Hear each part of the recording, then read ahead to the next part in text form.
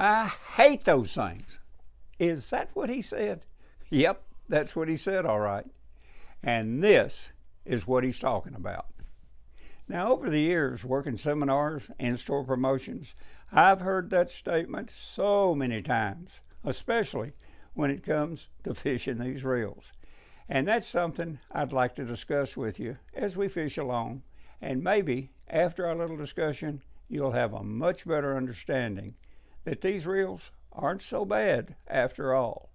The problem may have more to do with the way you're setting it up than the equipment itself. Now, this could include a number of factors.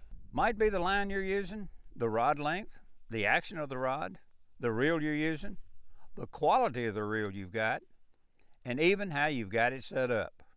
All these factors can play a major role in the overall performance of the reel, like your casting distance, those dreaded backlashes, your control, your accuracy, and your overall attitude.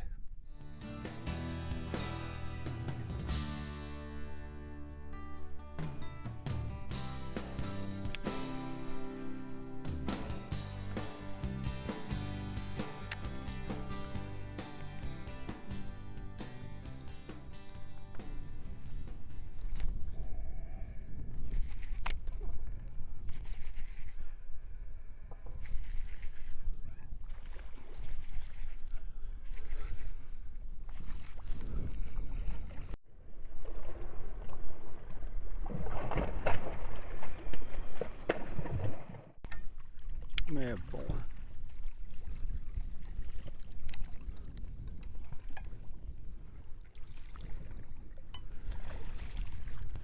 Tell you what, let's get things started here. Take distance, for instance. You might ask, how important is that? Well, it could be real important if you are firing way out there with a deep diving crankbait. Why?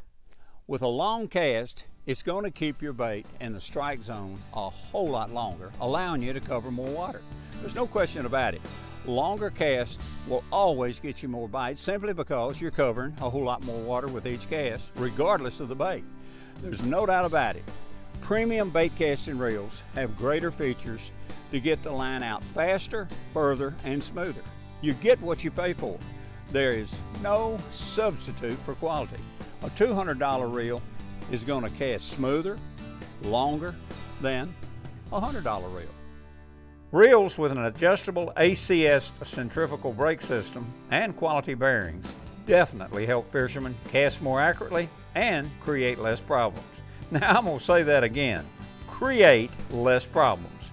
And they give them more adjustable options and help eliminate backlashes. Additional adjustments can be made with the tension control knob located behind the handle. What the tension knob does is control the weight of the lure and how fast it moves off the rod tip. Where are you going?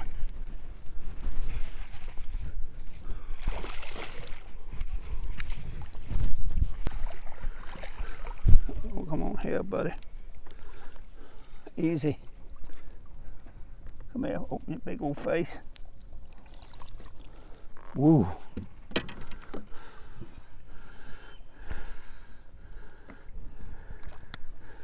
And speaking of the tension knob, most fishermen keep this setting fairly loose to gain more distance. Now this is something you got to experiment with as to how much you tighten or loosen each setting. Each reel is going to be a little bit different though. But you still have to learn to kind of feather the spool with your thumb on each cast. A good way to test it is to tie a lure on, hold the rod at the 10 o'clock position, and keep tightening the tension knob until the lure falls smoothly and slowly to the water. Then turn the ACS control to a setting of about 3 or 4, which is about 70%. Normally what that'll do, that will eliminate most backlashes. Then you can make your adjustment with the tension knob. There's a fine adjustment between too loose and too tight. You want the tension knob a little loose on a long cast. Actually, what you want to do, you want more, if you want more distance, You want it a little bit loose. Something else that's important to remember, a reel's line capacity is a critical factor on a long cast. Larger spools are able to cast further than small narrow spools like the 100 series reels, simply because they release more inches of line per rotation of the spool than smaller spools. Like I've said so many times, regardless of the spool you use, one that is filled full with line is going to cast further than one that is not. Line matters also. 10 to 12 pound test lines are not only going to come off the spool easier than 15 to 17 pound tests, but they're also going to create less friction going through the guides in the water. Therefore, a crankbait fished on lighter weight line is going to dive deeper than one fished on heavier weight line. Where are you going, Buster? Come on around here where I can get to you.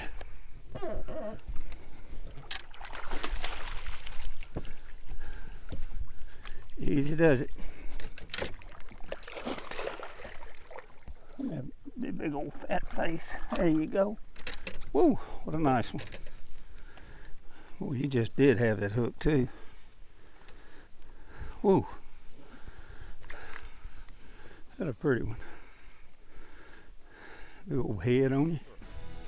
Now when it comes to rods, my sponsor and good friends at Zepco Quantum tell me the trend has gone for longer rods. The 6'6", 6'9", 7, even the 7 1/4 and longer. Now the longer rods definitely have their advantages. They throw baits further, give you better control, move more line on the hook set, and give you a tremendous amount of leverage to load the rod. Like the rod I'm using today. It's a 6 foot 9 inch Quantum medium heavy action Acarist. And the reel we're using on it, it's also made by Quantum. It's their 100 series Tour MG. Let me tell you a good all-around rod. I would buy a 6.5 foot medium action rod. Now, if I was going to do a lot of worm fishing, I would buy a 6.5 medium heavy rod. But I would definitely buy a fast action rod in either one of those actions. And the reason for that is that I want a rod that's got about 20% tip and 80% backbone. And the reason for that, those type actions seem to be a lot more sensitive, especially for worm fishing in a medium heavy action. The rod that I'm using today is a medium heavy, and it's a 20/80 action, what we call 20% tip and 80% backbone. You can look at the rod. See where the tip bends at about 20%, and the rest of that rod all the way down to the butt section is about a 20/80 action. I can find the same action in a medium action. Here's another tip when using a bait casting reel. Most of these smaller reels have a smooth sided palming plate, like right here. This side of the reel. When you use it, try to palm it like with your hand right here. Bring your hand up. Don't use the back part of the reel with the trigger guard here and try to reel this way. This will wear you, it will wear you out. Choke up on it. Place your hand, your palm over the palming plate of the reel. Catch it like this right here. It's more sensitive that way and it won't tire you out near as much. Coming on to the boat, baby.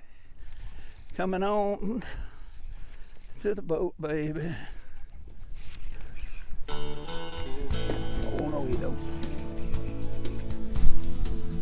Oh, that's another good one.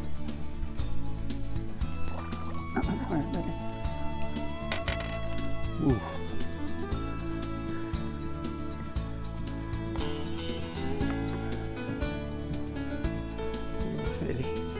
You know, we mentioned rods a little bit ago. And let me say one thing that's very, very important about longer rods. As good as they can affect your lure action. You heard right.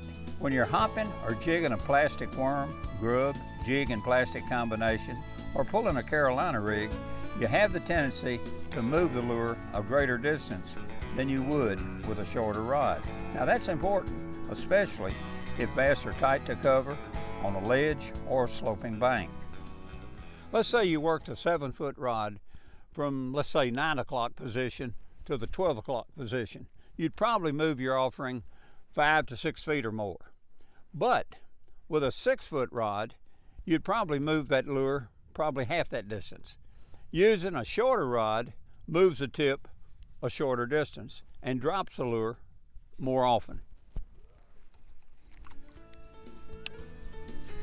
Naturally, on a flatter bank, you don't move it near as far, but on a sloping bank, you definitely move it a lot further.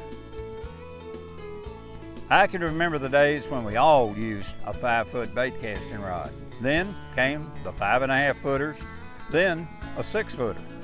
I look back now on the 5-footers and it looks like a old radio antenna that came off a '57 Chevy. Where are you going?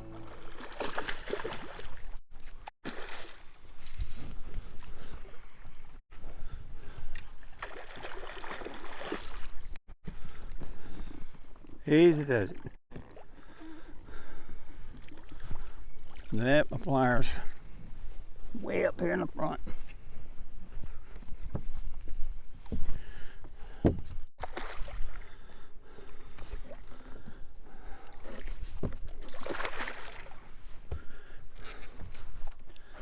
Okay, come here, big boy. Come here, where are you? There you go. Come here. Pretty thing. Come on. Got that hook right in there, didn't you? Just turn it around. There we go. Pretty fish. Yes, you are. Toodaloo. You know, it would be simply impossible today for me to discuss everything there is about these dandy little reels so many folks hate. But maybe over the last little while, I've changed some of your minds on just how easy they really are to use. You know, there's a place for one in everybody's fishing equipment, just like these Bass Pro Shops ribbon-tail worms. Thanks so much for tuning in, and we'll catch you next time.